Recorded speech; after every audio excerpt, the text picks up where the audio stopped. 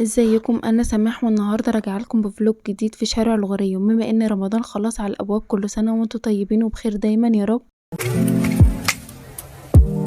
قررت اروح مكان بيبيعوا فيه زينة رمضان وكمان اليميش. هناك لما تروحوا هتستمتعوا او تحسوا بالاجواء بتاعه رمضان. وشفت كم رهيب من المباني العتيقه.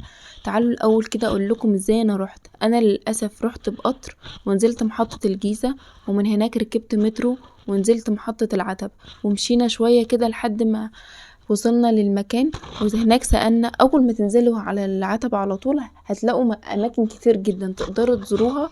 فلو انتم من النوع اللي بتحبوا تستمتعوا بزيارة الأماكن، ياريت تنزلوا العتبة، هتلاقوا فيها أماكن كتير جدا وكم كبير جدا من الأماكن. زي ده كده مثلا متحف نجيب محفوظ. كل الأماكن الأثرية الموجودة هناك هتلاقوا ليها تاريخ. اولا كده اول حاجة معانا هو شارع الغورية، وهتلاقوا يافطة كده على اول الشارع هتساعدكم انكم تدخلوا على طول. كم بقى رهيب من الزينة والجميش وكل حاجة ليها علاقة برمضان هتلاقوها هناك. بصراحة لو دخلتوا الشارع ده هتجيبوا كل اللي انتوا عايزينه من شارع واحد بس. كل الحاجات الموجودة هناك تناسب كل الأذواق. وبصراحة شفت أفكار حلوة قوي. بصراحة ما كنتش أتخيل إن ممكن الزينة تتطور بالشكل ده ويبقى ليها أشكالها المختلف. كمان كان في اليميش بس بصراحة ما كانش كتير قوي. كانت أكتر حاجة هي الزينة وحبال النور والدلايات الخشب والفوانيس بقى أشكال وألوان وأحجام مختلفة. بصراحة كانت الألوان والأجواء وكل حاجة هناك فعلا كانت طالعة رهيبة. وعلى قد ما هتلاقوا السياح مالين المكان وفي حاجات اسعارها غالية، الا ان في حاجات فعلا هناك في الشارع ده لقطة. انا حرفيا اشتريت حاجات اسعارها حلوة جدا وما كنتش اتخيل ان انا ممكن اشتريها بالسعر ده. يعني انا كسماح لو نزلت الشارع ده هقدر اشتري كل اللي انا عايزاه ومن شارع واحد بس.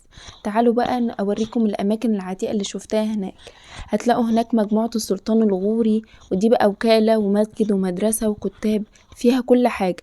والأماكن دي كلها موجودة من آلاف السنين.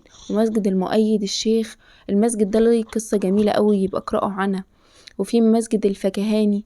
كل الأماكن دي قريبة من التربيع، يعني لو انتوا قريبين من التربيع كده تقدروا تعدوا على الشارع ده وتقضوا الأجواء رمضان هناك. ولو انتوا بتحبوا الأماكن العتيقة والأماكن الأثرية القديمة دي وبتسمعوا عنها، ياريت تبقى تنزلوا كده تشوفوا الأجواء دي والحاجات دي انها موجودة في بلدنا. دي حاجة مشرفة جدا بصراحة، وخصوصا الأماكن الأثرية القديمة. ويبقى اقرأوا وانزلوا وشوفوا الأماكن دي بنفسكم. كمان أول ما خلصت كده الجولة هناك طلعت ركبت علشان أروح المترو. وأول ما وصلت عند المترو ركبت ورحت المنيب على طول علشان أرجع بلدي. وبصراحة أنا استمتعت جدا بالأجواء هناك. وكمان المترو كان فيه حتة كده لذيذة اللي هو الفيديو اللي معمول ده. بصراحة استمتعت جدا.